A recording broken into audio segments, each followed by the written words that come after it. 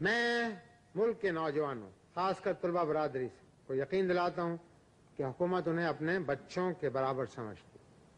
اور ان پر کسی قسم کی زیادتی یا تشدد کرنا نہیں چاہتی،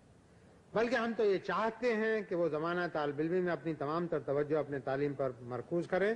امتحانات میں اعلیٰ پوزیشن حاصل کرے اور پھر مثبت انداز میں عملی زندگی کا آغاز کرے۔ اگر انہیں سیاست کا شوق ہے تو وقت آنے پر ضرور سیاست میں حصہ لیں، لیکن اس کے لیے اپنی درسگاہوں کو تختہ مشق نہ بنائیں اور نہ کسی سیاسی جماعت کو وہاں دخل اندازی کرنے دیں۔ اس سلسلے کے اندر میں آپ کی خدمت میں عرض کرنا چاہتا ہوں کہ حکومت پاکستان اس چیز پر بالکل پابند ہے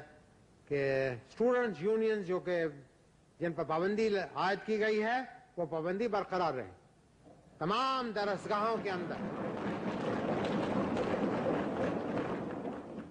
امن و امان قائم کرنے کا ہم نے تہیہ کیا۔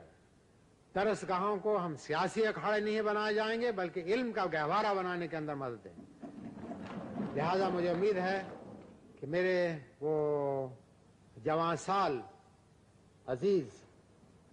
جو کہ تعلیم حاصل کرنے کے اندر کوشاں ہیں وہ اپنا وقت تعلیم کے اندر گزاریں گے، اور میری ان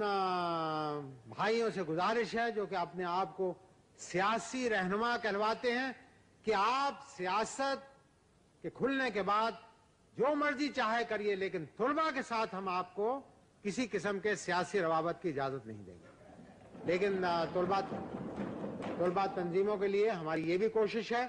کہ ان کے اندر تعلیمی اداروں کے اندر جو ایکسٹرا کریکولر ایکٹیویٹیز ہیں ان کو اجاگر کرنا چاہیے، طلباء کو اپنی جو ان کے